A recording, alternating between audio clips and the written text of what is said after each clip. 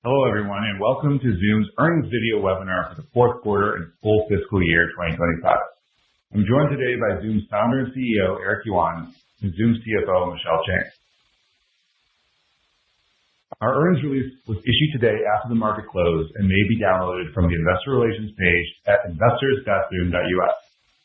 Also on this page, you'll be able to find a copy of today's prepared remarks and a slide deck with financial highlights that, along with our earnings release, include a reconciliation of GAAP to non-GAAP financial results. These measures should not be considered in isolation from or as a substitute for financial information prepared in accordance with GAAP.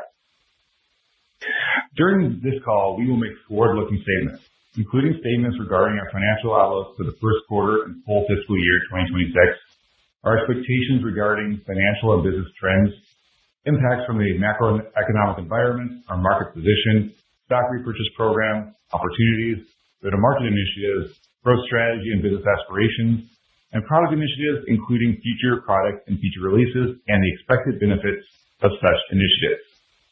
These statements are only predictions that are based on what we believe today, and actual results may differ materially. These forward-looking statements are subject to risks and other factors that could affect our performance and financial results, which we discuss in detail in our filings with the SEC, including our annual report on Form 10-K and quarterly reports on Form 10-Q. Zoom assumes no obligation to update any forward-looking statements we may make on today's webinar. With that, let me turn the discussion over to Eric. Thank you, Charles. Thank you, everyone, for joining us today. FY 25 was an incredible year, marked by major advancements in AI, the evolution of Zoom into an AI-first work platform spanning phone, team chat, events, docs, and more, and a strong momentum in contact center and work vivo. A key highlight has been the rapid adoption of our AI capabilities.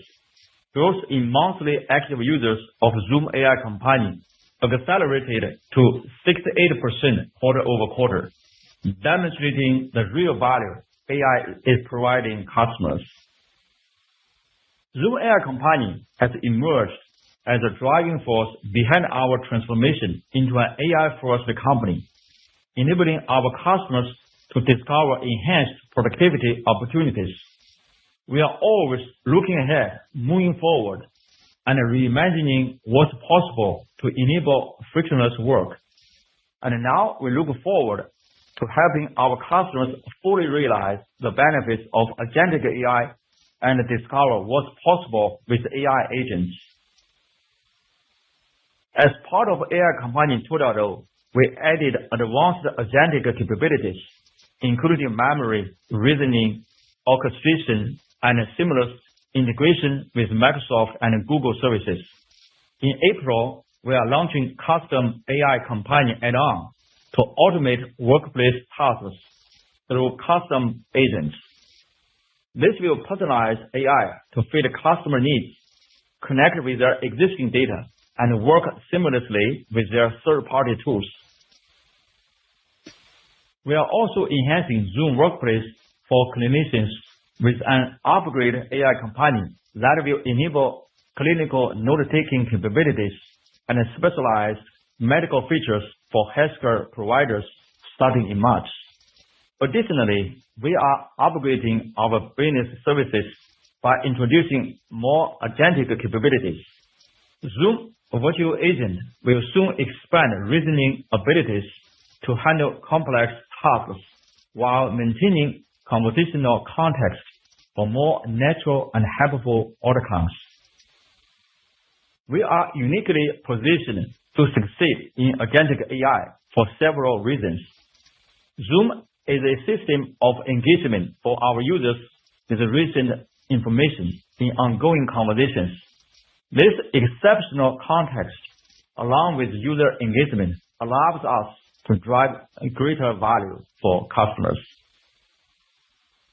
Our federated AI approach lets us combine the best models for each task.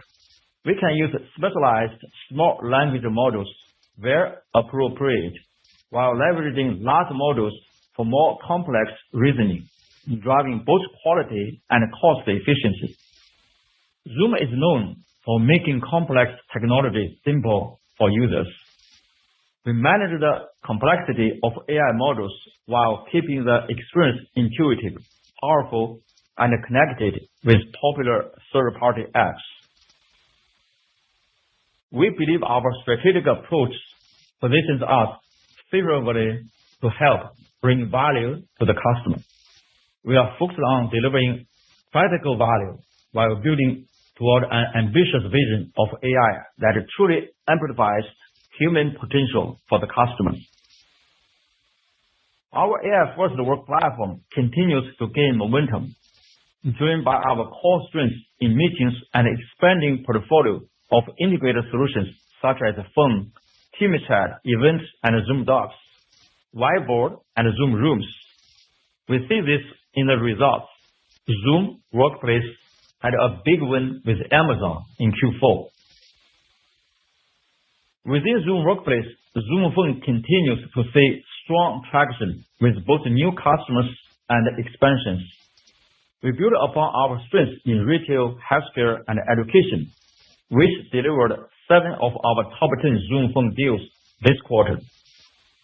The recent Mitel partnership opens up access to Mitel's 70 million global end users and demonstrates how our open ecosystem approach is resonating with customers seeking flexible deployment models and choice. Zoom Team Chat continues to serve as a collaboration hub across our platform. The recent redesign of the sidebar has enhanced navigation and productivity, while our new workflow automation capabilities are driving deeper platform engagement. Beyond Zoom Team Chat, we are seeing encouraging adoption across our broader portfolio. Zoom Docs usage more than doubled quarter over quarter. Together with Whiteboard, which was a customer's choice recipient in the 2024 Gartner Peer Insights Voice of the Customer report for visual collaboration applications. Zoom Team Chat and Zoom Docs are critical components of our AI-first platform vision that expand our system of engagement and allow customers to do more with AI.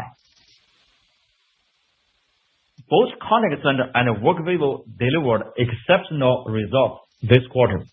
In Contact Center, we achieved our largest ARR deal in history with a Fortune 100 U.S. tech company for over 15,000 agents, demonstrating our ability to win and deliver for the most demanding enterprise customers.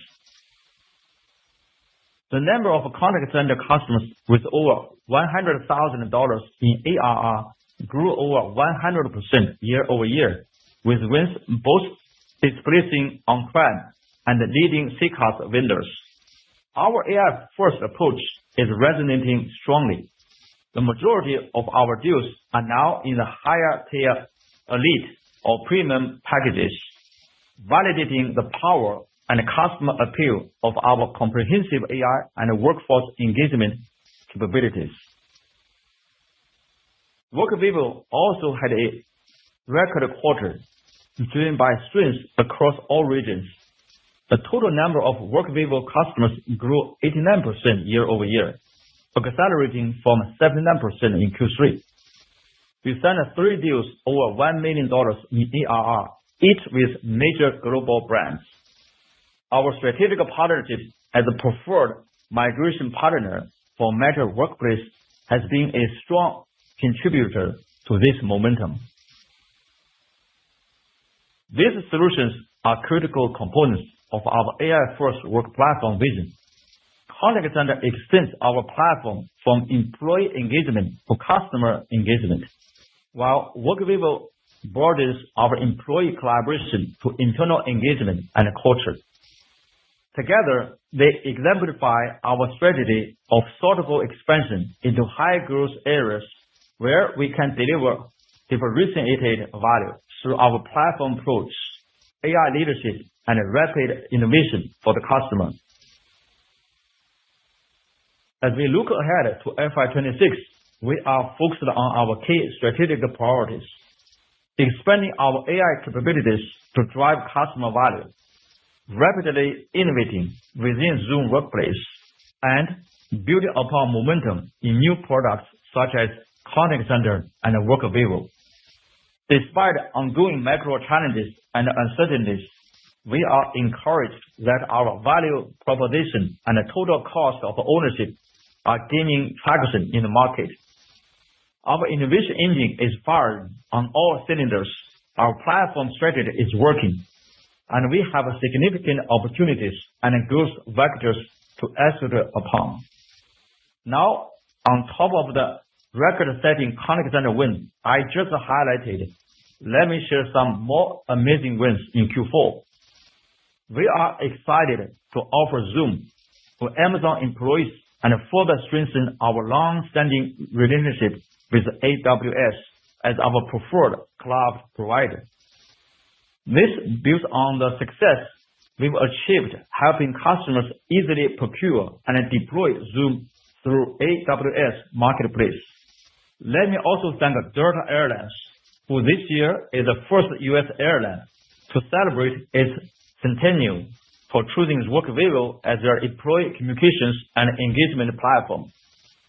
Upon the sunsetting of Mega Workplace, Delta strategically chose to migrate to Workvivo.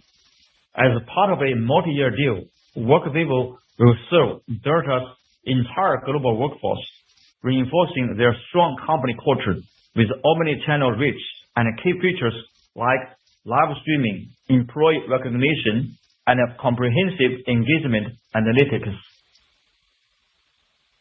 Let me also thank Cloud Software Group, a global mission-critical enterprise software leader, as one of our newest CX clients to the Zoom family. Recognizing the simplicity and ease of use of our unified platform, they opted for the Zoom Contact Center and Zoom Virtual Agent to modernize the way they communicate and collaborate with their customers. These incredible wins across workplace and business services validate our strategy of delivering a full platform of modern, integrated, AI-powered solutions to drive meaningful business value and outcomes for customers.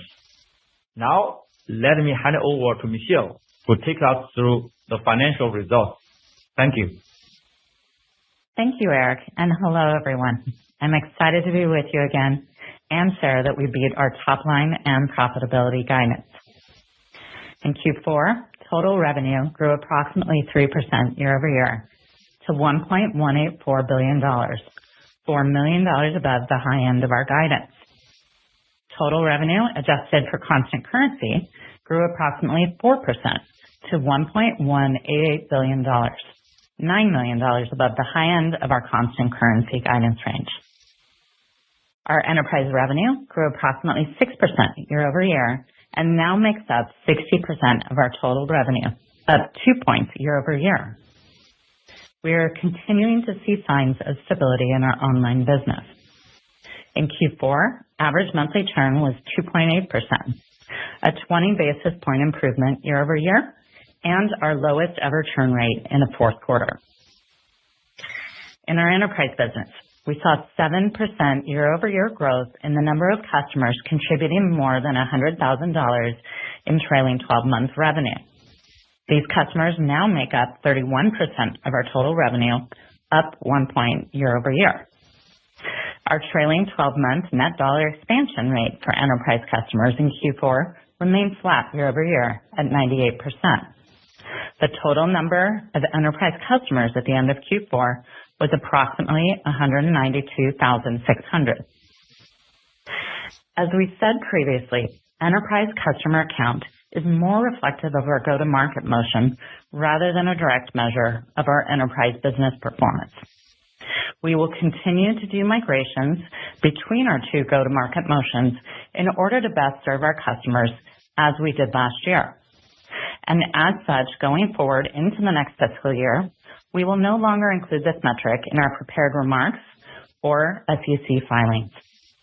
To provide ongoing transparency, we will include it in the earnings deck appendix throughout FY26. We still believe that enterprise revenue growth and KPIs such as net dollar expansion are better reflections of the future business and expect future migrations to have minimal impact on these metrics. Now back to the financial results. Pivoting to our growth internationally, our Americas revenue grew 4% year over year. EMEA grew 2% and APAC grew 3%. On a constant currency basis, EMEA grew 2% and APAC grew 5% year over year. Moving to our non-GAAP results, which as a reminder excludes stock-based compensation and associated payroll taxes, acquisition-related expenses, net gains on strategic investments, and all associated tax effects. Non-GAAP gross margin in Q4 was 78.8%, slightly lower than Q4 of last year, primarily due to strategic investments in AI, partially offset by efficiency gains. The results in Q4 were in line with our prior commentary, and we continue to reiterate our goal of reaching 80% gross margin over the long term. Non-GAAP income from operations grew 5% year over year to $468 million, exceeding the high end of our guidance by $20 million. Non-GAAP operating margin for Q4 improved to 39.5%, up 81 basis points from Q4 of last year, even amongst continued investment in AI, our platform, and our emerging growth businesses. Non-GAAP diluted net income per share in Q4 was $1.41 on approximately 317 million non-GAAP diluted weighted average shares outstanding. This result was 11 cents above the high end of our guidance and 1 cent lower than Q4 of last year, primarily due to higher income tax and unrealized foreign exchange losses. Turning to the balance sheet. Deferred revenue at the end of the period grew 7% year over year to $1.35 billion, outperforming the 5 to 6% we estimated last quarter. The growth was driven by continued refinement of discounting practices as well as ongoing business growth. For Q1, we expect deferred revenue to be up 4 to 5% year over year. Looking at both our billed and unbilled contracts, our RPO increased 6% year over year to approximately $3.8 billion. We expect to recognize 59% of total RPO as revenue over the next 12 months. That is up from 58% in Q4 of last year. Operating cash flow in the quarter increased 21% year over year to $425 million. Free cash flow grew 25% year over year to $416 million. Operating cash flow and free cash flow margins in the quarter expanded to 35.9% and 35.2% respectively. We ended the quarter with approximately $7.8 billion in cash equivalents, and marketable securities excluding restricted cash. Under our $2.7 billion share buyback authorization, in Q4 we purchased 4.3 million shares for $355 million, increasing our repurchases quarter over quarter by $53 million and contributing to the reduction of common share outstanding in Q4. Pivoting from Q4, I wanted to share a few of our full year FY25 highlights. Total revenue grew 3% and total enterprise revenue grew 5% year over year, both of which accelerated in the second half. Our free cash flow grew 23% year over year to $1.8 billion. We also achieved a non-GAAP operating margin of 39.4%, a 20 basis improvement from FY24. And finally, we made significant progress on stock-based compensation, down to 20% of revenue, representing a 3-point reduction year over year, and slightly ahead of the pace of reduction that we discussed at Zoomtopia. And we repurchased 15.9 million shares for $1.1 billion, contributing to the reduction of common stock outstanding in FY25. Now turning to guidance. In Q1, we expect revenue to be in the range of $1.162 to $1.167 billion. This represents approximately 2% year-over-year growth at the midpoint, or 2.6% year-over-year growth on a constant currency basis. As a reminder, Q1 of FY26 has one fewer day than the prior year. We expect non-GAAP operating income to be in the range of $440 to $445 million, representing an operating margin of 38% at the midpoint. Our outlook for non-GAAP earnings per share is $1.29 to $1.31, based on approximately 316 million shares outstanding. And as a reminder, future share repurchases are not reflected in the share count and EPS guidance. For the full year of FY26, we expect revenue to be in the range of $4.785 to $4.795 billion, which represents approximately 2.7% year-over-year growth at the midpoint, or 3.1% year-over-year growth on a constant currency basis. We expect our non-GAAP operating income to be in the range of $1.85 to $1.86 billion, representing an operating margin of approximately 39% at the midpoint. Our outlook for non-GAAP earnings per share for FY26 is $5.34 to $5.37, based on approximately 318 million shares outstanding. For FY26, we expect free cash flow to be in the range of $1.68 to $1.72 billion. We're proud of our progress in FY25, and we're excited about the differentiated agentic AI vision and the value that it provides to our customers. We're going to continue to invest thoughtfully in our priorities that we've outlined while maintaining our focus on profitability and cash flow generation. We're excited and incredibly grateful for the trust and support of the entire Zoom team, our customers, and our investors. Kelsey, please cue the first question. Thank you so much, Michelle. And as Michelle mentioned, we will now move into taking your questions. When I call your name, please turn on your video and unmute. And as a reminder, in an effort to hear from everyone, please limit yourself to one question. Our first question is going to come from Kash Rangan with Goldman Sachs.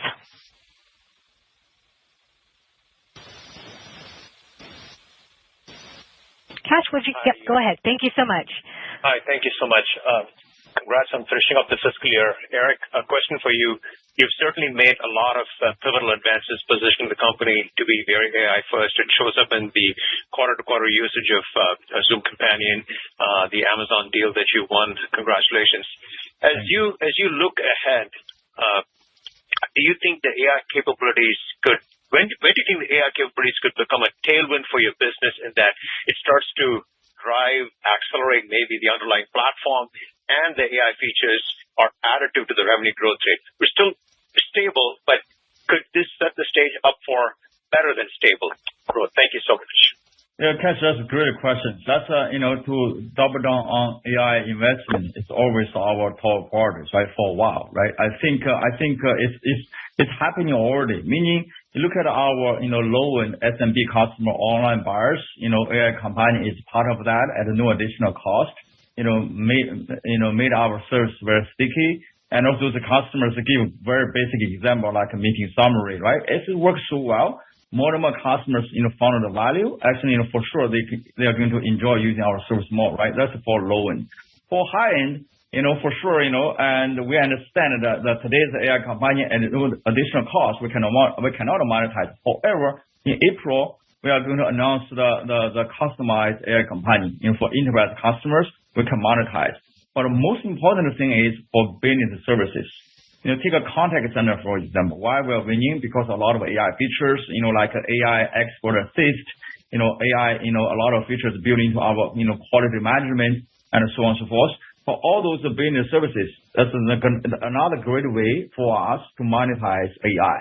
For workplace, for enterprise customer AI Companion, low end, and also really make our service sticky and improve the value. Essentially, customers realize we add more and more services, more and more value. Guess what? They are going to, stay with Zoom, plus, usage also will be higher. That's our strategy to leverage AI.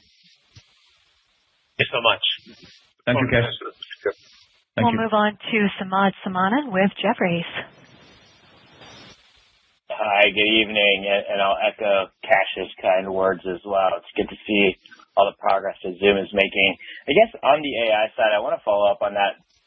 Eric, when you think about there's new AI-based products, but how is AI impacting the decision by larger customers in particular to adopt maybe the existing components of the platform and thinking about expanding, leveraging Zoom in advance of the AI features that are being released? And maybe just to dovetail that into, I'll cheat and ask two in one. Michelle, what are you assuming around AI investments, and are those kind of fully embedded into guidance for the year? So those are my two questions.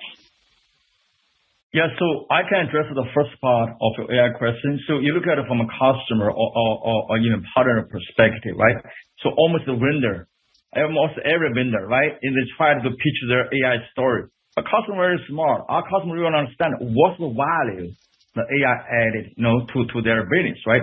So they would like to take to test every services, especially look at the value and the cost, right? And look at our AI company, all those, AI company core features today at no additional cost, right? And customers really like it because the quality is getting better and better every quarter and very useful, right? Not like some other competitors, right? You talk about their AI strategy and customers realize that, wow, it's very expensive. And the total cost, the ownership, it's not getting better because, because the value is not great, but also it's not free. And they always try to increase price. That's the reason why, for us to leverage our AI technology to build this, the trust relationship with customer. And I think that we are going to win in the long run because you don't want to tell a customer, hey, we have an AI feature now. You need to pay more, right? You need to do this, do that. That's not right. So that's the reason why we share our AI strategy, roadmap, features, pricing, everything with our customers, transparently, reflected by the AI company usage. We're winning more and more customer trust. Zoom has a very good AI, functionalities, and also the trusted Zoom. They are now going to, charge customer, crazy price, right? I think that's the way for us to build a long-term, the winning. And then maybe just to add on with how to think about AI and what's in our guide, I would say from a top-line perspective, the trends that we're seeing in stemming churn as well as the contact center elite revenue that Eric talked about, those are in our plans. We certainly have revenue in our plans for the more H2 focused SKUs like Custom AI Companion, but those will still obviously be ramping and not a dominant thing. And then in terms of the investment, we said last time that this would be one of our 3 investments, and it's baked into the guide. Great. Thank you both so much. Ryan McWilliams with Barclays has the next question. Hey guys, good to see you. Greetings from Switzerland. This is a new one for me. Out here asking a question on our call. Michelle, 2 for you. Lots of growth opportunities for Zoom. How would you rank the top 3 drivers for Zoom's net new revenue in fiscal 2026 between like contact center, AI, Zoom Phone, etc.? And then as you build up to the full year guide, how should we think about what it implies from contributions from the enterprise customer segment and the online growth segment? Perfect. So let me maybe answer the first one, and then I'll round back to the other one, Ryan, and hope you're well in Switzerland. But I would say, when you look at the full year guide that we gave of 2.7, when you factor sort of FX and leap year, it gets much more in 3.3 range. So just as context, within that, I would say that we've assumed that online will be flat to slightly down, and that enterprise will really be the dominant growth driver. So in terms of how to think about the top 3, I think I would answer it like this. Look, certainly, let me go to the core, Ryan, where like our core business, and when I talk about core, it'll sort of be inclusive of phone. We are pleased with what we're seeing in terms of record churn. And also, I would say we're seeing the same in our enterprise business. So where downsells had sort of peaked in the start of 25, we're now seeing sequential improvement every single quarter, which is great. And so we certainly have an expectation, and those are big dollars. Then I would go to sort of our adjacent fast-flowing TAM, like contact center and Workvivo, and both are certainly important to us, where we'll be working to continue to grow kind of customer and the successes that we've seen both upmarket and extend those down through channel. And in particular, you sort of asked an AI question, so let me leave that one in, which is just a connection again that our contact center revenue is really being driven by that elite SKU, which is our top 140 SKU, which includes not only inbound, outbound, but AI as well. So. Excellent. Appreciate the color. Thanks, guys. We'll move on to Meta Marshall with Morgan Stanley. Great. Thank you. Maybe just a quick question on just what kind of go-to-market investments you guys are making kind of as you broaden the portfolio and as you kind of see what has more traction with customers, particularly when it comes to contact center. And, maybe just asking on the big deal that was won, just kind of what was the go-to-market motion with winning kind of that large customer? Thanks. Do you want me to? Oh, yeah, go ahead. I was going to answer broad things, and maybe you can layer in from a deal perspective. Does that sound good? All right. So it's nice to see you again as well. What I would say in terms of our priorities for our go-to-market, maybe the first one that I would call out is just to continue the move up market that we've been seeing. We have, really seen progress in contact center and Workvivo in that space, but also, in phone and others. So first priority go-to-market wise would certainly be to move our enterprise, continue to move our enterprise business up market. Second thing, really important to us, we've talked about it before, is integral to phone and contact center, but also moving further down in our customer breadth, which is really accelerating the channel. And then I would say probably third to that is returning our online business to growth. While I've sort of said the guide was flat down, the ambition, of course, is to return it to growth. So that's how I think about our top three priorities. Eric, do you want to comment on the deal? Yeah. Maybe to add on what Michelle said, in terms of doubling down on our channel, the business. I look at our contact center in the top 10 deals and the contact center, six out of those 10 deals are driven by the channel partners. So, and we are going to, kind of investing more, right, to make sure that the channel, partner can contribute more to our contact center growth. So. Great. Congrats on this large deal. Yeah. Thank you. And the next question comes from Alex Zukin with Wolfe Research. Guys, congrats on a great quarter. Maybe just two-parter, right? So first, to the extent, Eric, that you can talk about the demand environment post-election, the difference between the two segments in online and enterprise, and maybe talk about what you're seeing in SMB, what you're seeing. I've gotten questions about federal exposure and all of the DOGE headlines. So just talk about, you mentioned in the script that it's still choppy, it's still uncertain, so maybe put a finer point on that. And then what kind of got you over the line with Amazon in terms of winning that deal? And you're now at a point where kind of two of the Mag 7 are deeply partnered and entrenched with Zoom, where to some extent they were effectively competing with one or two of your products beforehand. So what is kind of happening, and how do you kind of see the opportunity to turn those into almost also distribution channels? You mentioned the Delta example with Workvivo. Amazon, I imagine, has a number of Chime customers that now maybe are opportunities. So Michelle, how about I address the second one? You address the first one? Okay. Yeah. So, look, I would characterize what we're seeing in the macro environment as mixed but stable. To the positive on the enterprise side, we're seeing a lot of upmarket momentum, and you can see it in our results. I mentioned earlier, so I won't repeat it again, but sequential improvement in the downsells on the enterprise side. Also on the online, we're seeing record low churn rates in both Q3 and Q4. So those you can look at and say positive, but certainly you open the headlines and you see elements of layoffs and ambitious or sort of volatile times, if you will, in the news. And so I would say that's sort of behind our sentiment that things are still mixed. Yeah. So regarding the Amazon deal, as you all know, right, Amazon was using the Chime, which was acquisition done many years ago, right? So And you look at the video conferencing, and it's becoming more and more important. Again, Zoom not only just video conferencing, the full workplace platform, a lot of other services, even in the conference room system, right? So Amazon, they are evaluating all those services. They want to find the best, the product, to serve their employee needs, right? So, cause, Amazon, great company does care about the employee experience, right? By looking, into all the services, right? So for sure, the Zoom is the best choice, right? So they would like to deploy the Zoom, right, to improve their communication, collaboration, the needs. I just kind of, for all those companies, right, really care about employee experience. I think they all will, select Zoom as a vendor.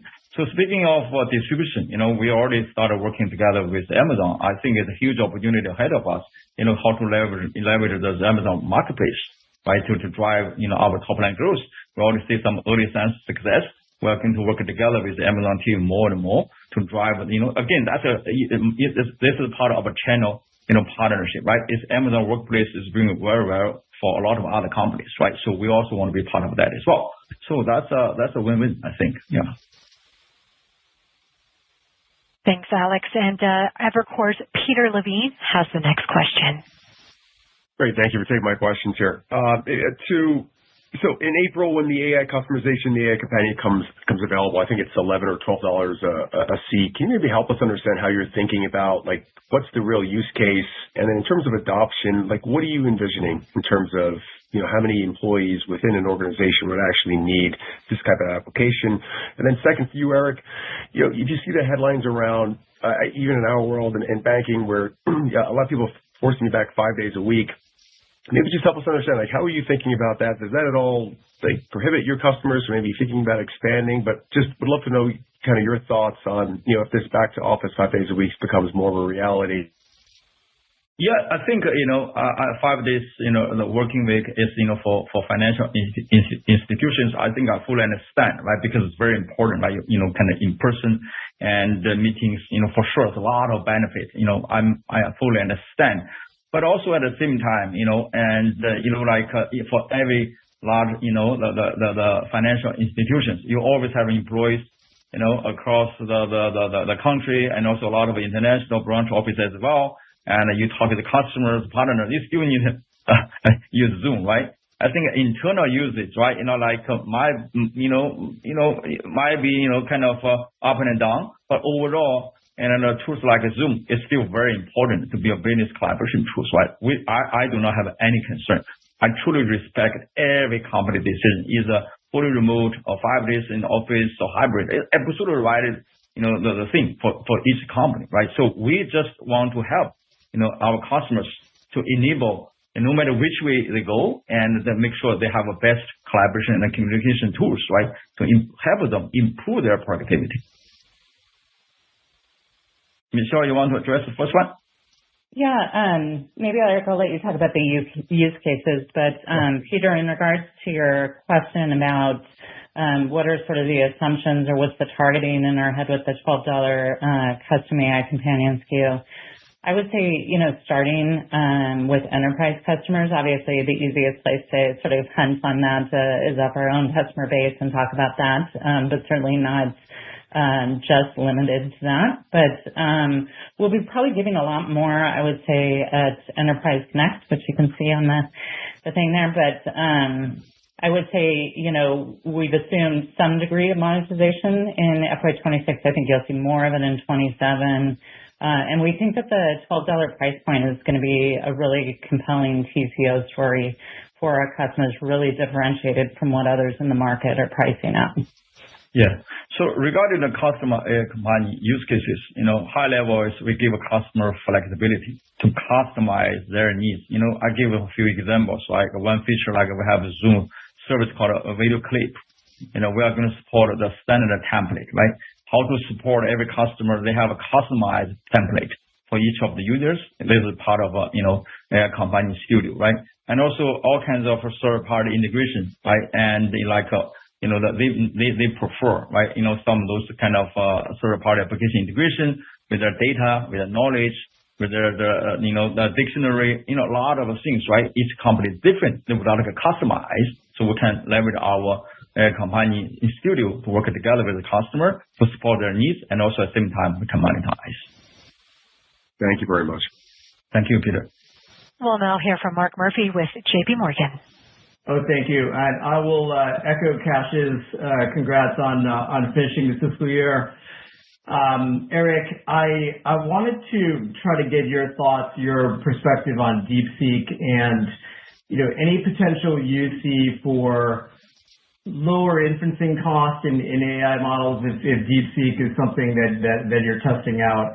And Michelle, looking at how strong the cash flow production is, can you speak to the cost or margin profile for the AI products, and what type of gross margin profile you maybe are thinking would be coming in for the AI companion as well?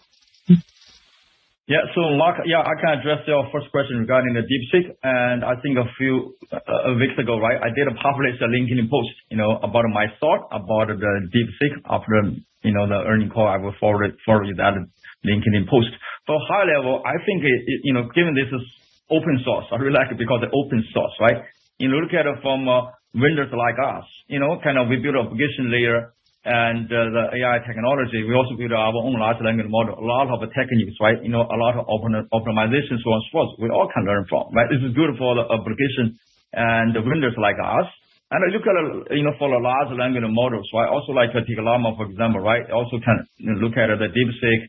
And also, by the way, you look at it even for hardware vendors, like NVIDIA, Broadcom, AMD, also good for them as well. The reason why, there's a lot of demand for GPUs, right? And normally, they serve those very large cloud vendors first, right? Because they bought a lot. Like even for Zoom, right? Probably we are not on the top priority, maybe second priority, right? And a lot of other companies behind us, with large cloud vendors, they may not buy, way more. Right? However, the huge demand, we want to buy more. And after that, a lot of other companies also want to buy more. Overall, I think it's good for everyone. And also the cost, from hardware side, large language model, application, reference, everything. I look at that, we will drive the cost down.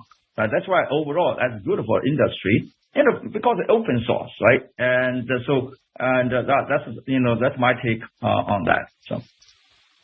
And then, Mark, maybe your question about kind of how to think about the margins. We're not going to obviously give in any guidance or probably going forward any AI-specific margins.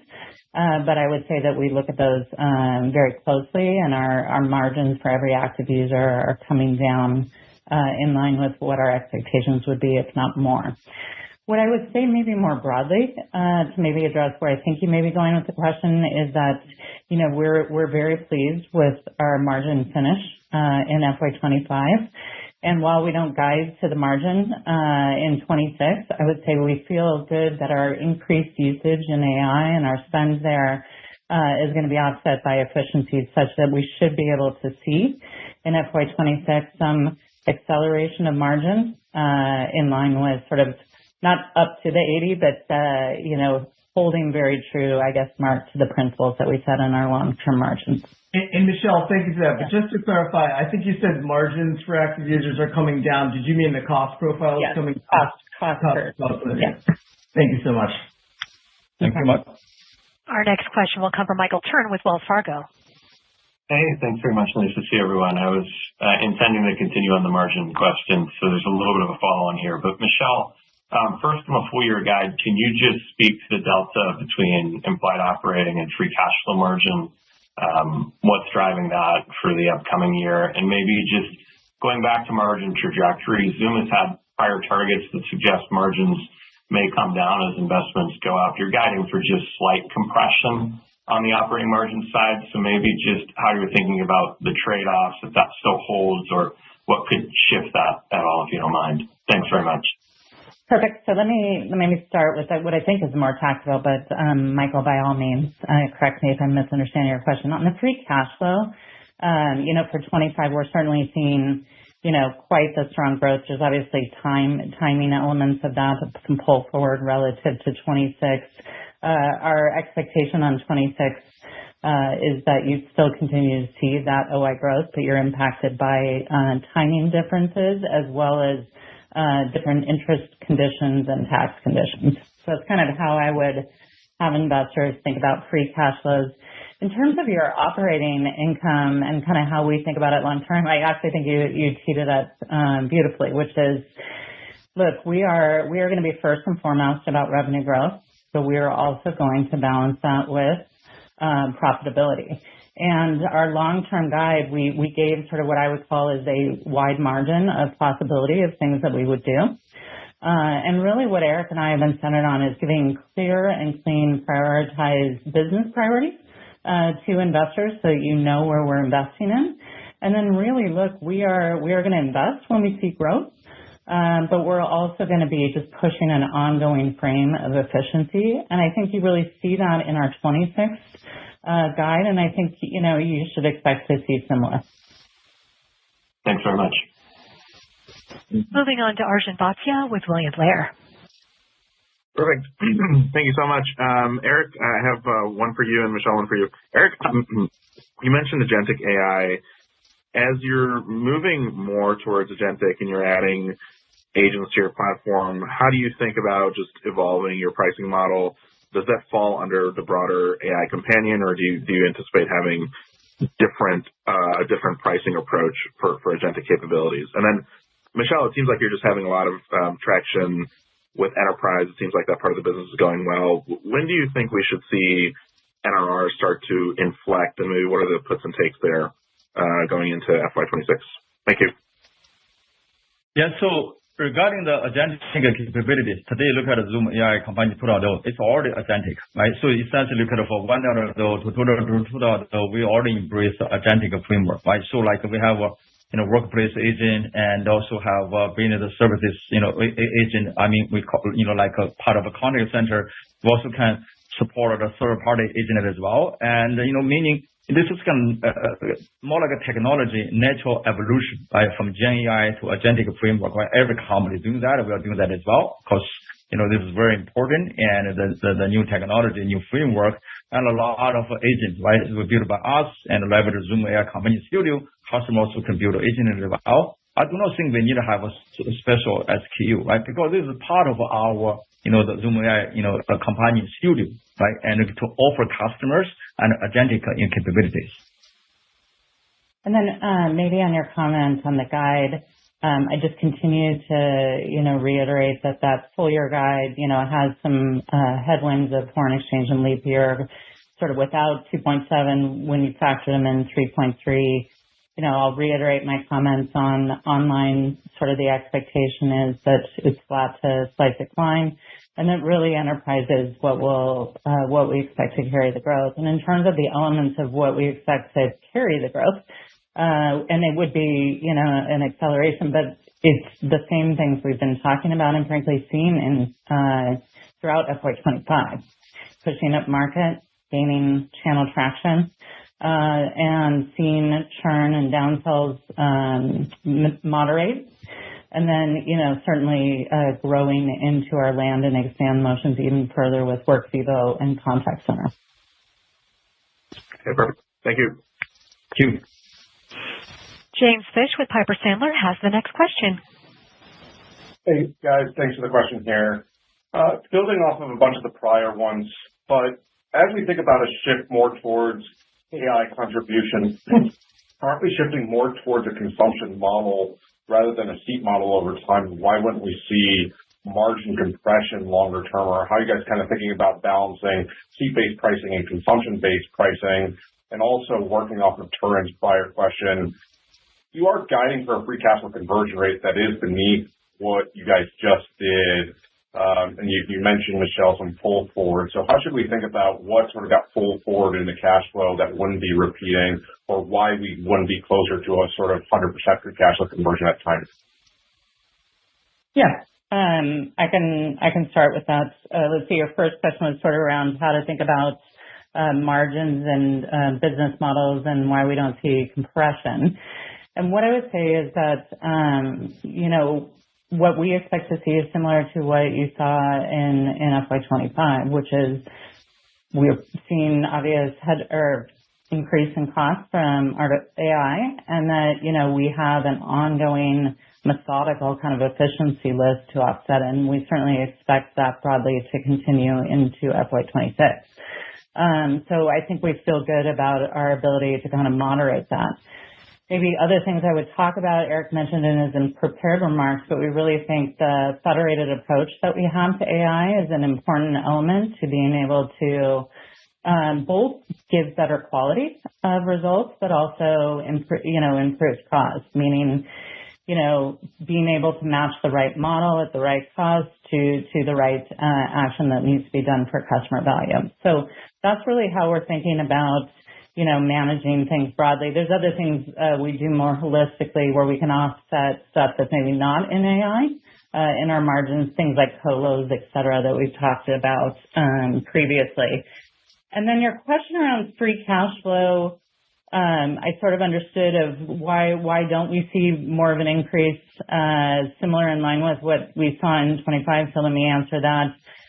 First of all, in FY25, we had interest rates that, were growing off of a large base, as well as we saw billings and positive operating income. As we go into 26, we're going to see different interest rate conditions, different tax conditions, as I mentioned, but still that same growth from operating income.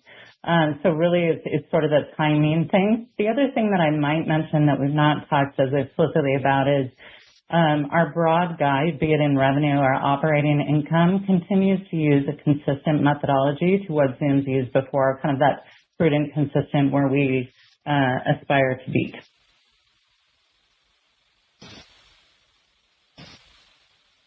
Thanks. Thanks, James. We'll move on to Tom Blakey with Cantor Fitzgerald. Great. Thank you for taking my questions. Maybe just seems like everybody else is doing too. I'll try to sneak two in, Eric and Michelle. On the CCaaS side, great successes here. I was wondering if you could talk a little bit more about that longer term plan to get CCaaS up to 10% of revenue in line with the Zoom Phone timeline. Maybe that's being pulled in a little bit here with the successes in the higher tiers, Eric. And then maybe on WorkVivo, again, just solid numbers, great traction last year. Wondering with the Meta Workplace migration opportunity, if you wanted to just maybe double click on that. Maybe this is for Michelle. If you're maybe seeing there's still enough runway there that type of growth accelerant can continue in fiscal 26 and not become more of a headwind. That'd be helpful. Thank you so much. Yeah, so Tom, regarding the contact center contribution to our top line, growth for sure is always our aspiration, right? To contribute, to leverage the contact center, contribute more. I think the timing wise is perfect, right? There's a lot of enterprise customers still deploy on-prem solution, right? You take this largest ARR, win, right? So, that, Fortune 100 US tech companies, they were using the on-prem solutions, right? And when they decided, to migrate to cloud-based solution, for sure, they wanted to, look at all the cloud vendors. They want to make sure the native build the cloud, the solution with also all the innovations, the AI is part of that. That's the reason why we are much better position, right? And also, the product front, we have high confidence. On the go-to-market side, we also need to double down on the channel. A lot of the things I think are doing very well, also reflected by, more than 50% of top 10, deals in Q4, also driven by the channel partners. As long as we focus on the innovation with the AI, all the features, right, drive the velocity. At the same time, and listen to customers and double down go-to-market side, I think, we are going to be much better position. This is a growing and the AI driven and the contact center market. Yeah, and thanks. Maybe I'll hit your WorkVivo and then some broad comments about the two products together. From a WorkVivo, like you said, we feel great. Record bookings, 89% growth in customers, so all very durable things. Certainly Meta, and we called that out in our prepared remarks, is driving a lot of that. But I'll remind you that we had non-Meta growth before, and so we feel good about our ability to drive both, frankly. And then, we're not going to give guidance. You have our overall revenue guidance. You have kind of the color and context on the enterprise versus online split. But I would say that the elements, the kind of underlying durable elements of what drove 25, we expect to be present in 26. Yeah. Thank you very much. Bank of America's Michael Funk has the next question. Great. Thank you. Thank you, Eric. Thank you, Michelle. You've also been proud of what you've achieved the last 2 years. I wanted to level set the discussion around revenue growth, though, because the previous narrative was a march towards mid-single digit revenue growth. You're still guiding below that for fiscal 26. So wanted to better understand if the strategy maybe shifted to customer stickiness, meaning bundling and discounting, or if the other factors are at play here, maybe online churns being a little bit higher, maybe macro has been more difficult, maybe you're waiting to have more monetizable AI solutions. But I want to better understand how level set that revenue growth forecast for longer term, because previously it was discussed as a mid-single digit target. I'll maybe take that one, Eric, and then feel free to jump in. But I would say I don't think there's been a change relative to that. Meaning, if you go to the core of our business, like our guide and our performance reflect the same thing, which is we are seeing sequential improvements in downsell and enterprise. We're seeing record level churn, low churn, in online. And then the elements that will drive 26 are the same: move up market, broaden channel from a go-to-market perspective, from a product perspective, growth in phone, growth in Workvivo, growth in contact center. So I really don't see it as a shift in approach. And from a macro perspective, we've also assumed macro conditions. Okay. And maybe a quick math question, Michelle, maybe it's a rounding thing, but look at the revenue from over 100,000 customers year over year, simply taking the percentage of revenue, number of customers. It looks to be declining slightly. Is there a change or a shift in those over 100K customers? Is it a different product set that you're selling into them, or is my basic math incorrect? Our over 100,000 trailing 12-month customers grew 7%. Am I misunderstanding your question? Yeah, but if I simply take the percentage of revenue from those customers and then divide it by the number of customers, I get to a lower amount of revenue per customer than a year ago. Maybe we can take it offline if that's a better venue. I'm happy to take it in the next call if you're there. Okay. Thank you very much. But big picture, so people have the sentiment, we feel good about our traction in that market. Great. Thank you, Michelle. Thank you, Eric. Moving on to Rishi Jaluria with RBC Capital Markets. Oh, wonderful. Thanks so much for taking my question. I'll keep it to one, just given timing.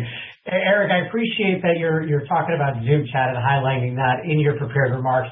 Can you talk a little bit about where you're getting some of the traction and what's the impact that you're seeing in your customer base, whether it's better churn, whether it's better expansion rates, adoption of other adjacent products? Any color there would be helpful. Thank you. Thank you, Rishi. You talk about our Zoom team chat, right? So, yeah.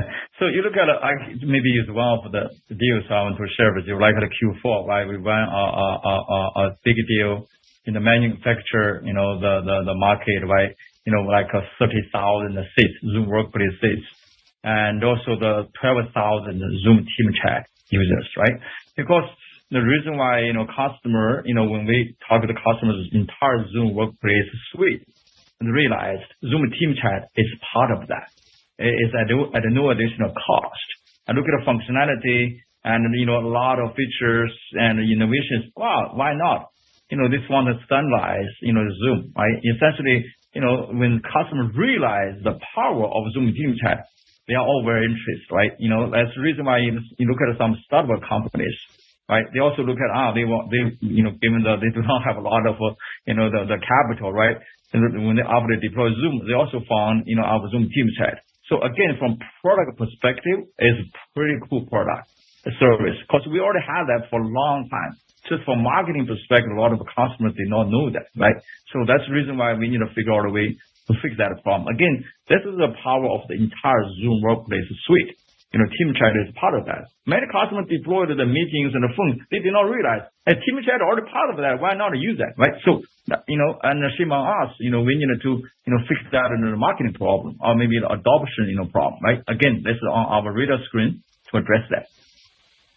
Wonderful. Thank you. Maybe I'd also highlight, Rishi, just a current example that just stuck with me, which is we saw a recent customer in a compete versus Microsoft with 12,000 users, and they commented that the chat and the kind of inclusive value was integral to their decision. So we are, well, it's still early days and we're working on it.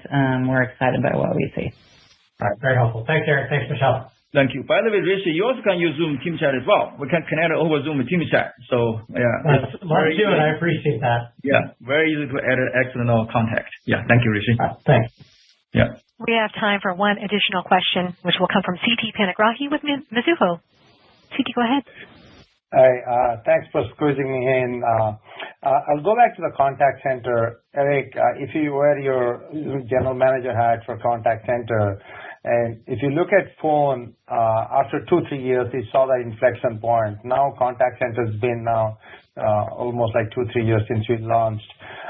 Is this the year for contact center, or do you think there's some kind of, it's a demand side, customers still trying to pause and, looking at the AI strategy, there's some kind of delay there? And also we see like Avaya now it's not going to support the AXP customer, less than 200 seats customer. So how do you see contact center opportunity in terms of inflection? When do you think it'll be like phone? Yeah, first of all, we do see the momentum, right? And in Q3, in terms of number of seats, larger the deal. Q4, in terms of, ARR, also larger the deal. More and more customers realize, wow, Zoom Contact Center, that works so well. And look at all the innovation, the scalability, and integration with the other core services. I think also plus the AI. I think we just need to focus on execution, market opportunity there. You look at all the top deals, top 10 deals, right? I think if I recall correctly, 6 or 7 to replace the existing cloud vendors, right? And then the key is really because given the 2 years ago, I announced that, right? So given just the shorter period of time, customers they do not realize we have that. Again, this is a marketing problem. We got to fix that, but we have high confidence on the product side, and I think we do see the momentum now. Hopefully this year we can make even more progress, compared to like the Zoom Phone growth trajectory. We want to beat that, right? So that's always our aspiration. Great. And then, Stevie, just for your notes, it was 7 of 10, 7 coming from cloud, 3 coming from on-prem, and the 6 of 10 is the momentum in our channel. Yep. Okay. Thanks, CT. And again, everyone, that does conclude our Q&A session for today. Eric, Michelle, any closing remarks? Yes, thank you all for your time. Really appreciate it. Thank you. You bet. Thanks, everyone. And again, this does conclude today's earnings webinar. As always, we thank you all for joining us, and we look forward to seeing you next quarter. Take care. Take care. Thank you. Goodbye.